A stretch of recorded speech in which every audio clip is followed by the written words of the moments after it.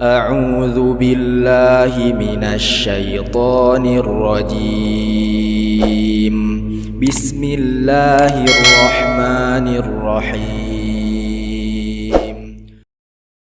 Ala ni'matil hidayah, alhamdulillah ala ni'matil maghfirah. Alhamdulillah bi ni'matihi tatimmus shalihat. Asyhadu an la ilaha illallah wa anna Muhammadar Rasulullah. Allahumma shalli wa sallim ala sayyidina Muhammad wa ala alihi wa sahbihi ajma'in. Radina billahi rabba wa bil islami dina wa bi Muhammadin nabiyya wa rasula. Langsung aja temanya cukup Allah, hidup dan mati kita hanya untuk Allah. Teman-teman, ketika kita menemukan satu pintu tertutup di hadapan kita, yakinilah bahwa ada dua pintu terbuka di sekitar kita. Ketika kita menemukan gelap di depan mata kita, yakinilah ada cahaya di ujung sana. Ketika kita menemukan jalan yang buntu, yakinilah ada jalan lain yang membantu. Percayalah, karena hidup itu bukan perihal diam di tempat, tapi berkeliling untuk melihat keadaan dari berbagai hal yang tak kasat. Terkadang kita ditempatkan di satu posisi yang membuat kita merasa sudah tak bisa kemana-mana lagi. Yang membuat kita berpikir apa yang kita lakukan itu hanya sia-sia semata.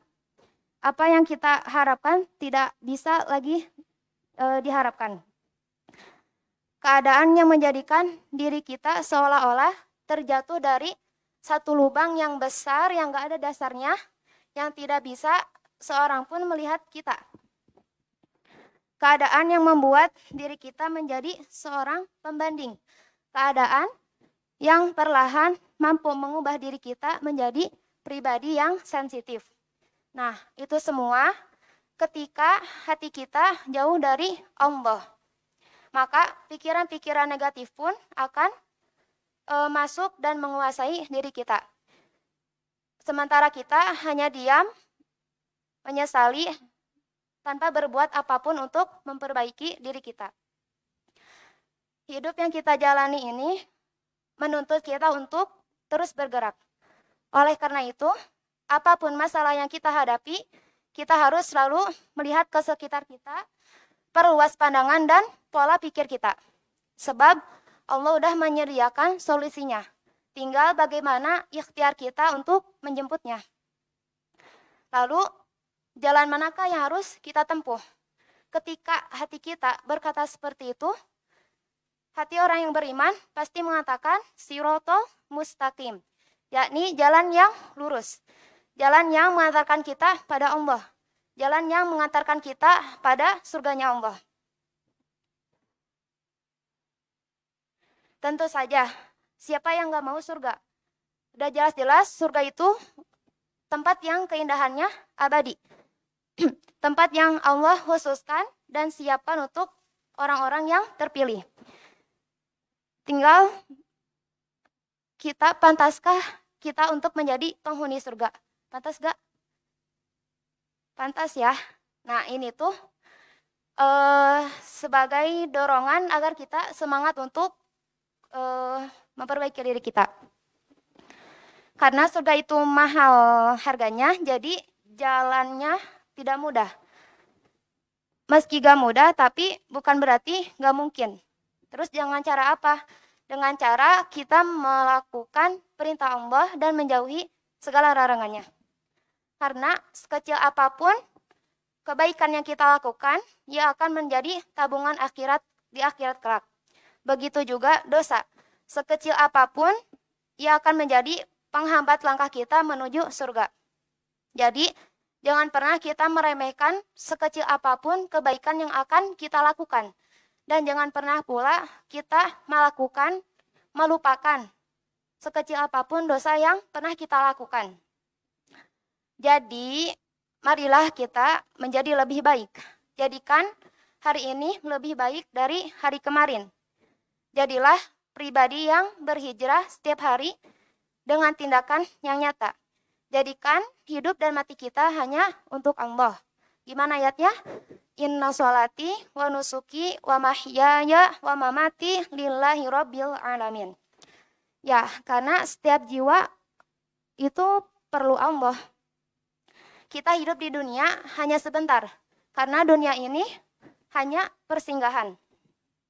Dan kelak yang akan kita bawa menuju Allah itu hanya iman dan takwa kita. Hidup ini bukanlah sekedar tentang bagaimana cara kita memenuhi kebutuhan duniawi, tapi juga bagaimana cara kita mempersiapkan untuk bekal di akhirat. Sebagai manusia, terkadang kita larut pada kebahagiaan yang ditawarkan oleh dunia. Kita bahkan menepis rasa dunia ini hanya sementara dan menganggap bahwa kesempatan Allah mampu kita prediksi. Kita terlanjur membuat rancangan kegiatan untuk seminggu, sebulan, bahkan setahun ke depan. Tapi kita lupa kalau malaikat Israel itu bisa datang kapanpun. Sedangkan rencana untuk kehidupan akhirat masih dalam angan-angan kita. Terakhir, ada hadis yang jeblek, nampar banget ya. Hadis Rasul dari Abdullah bin Abbas. Katanya gini, bahwa malaikat maut itu memperhatikan wajah setiap manusia di muka bumi ini sebanyak 70 kali dalam sehari. Ketika Israel datang memperlihatkan wajah manusia, Israel mendapati ada yang sedang tertawa. Maka Israel berkata, alangkah herannya aku melihat orang ini.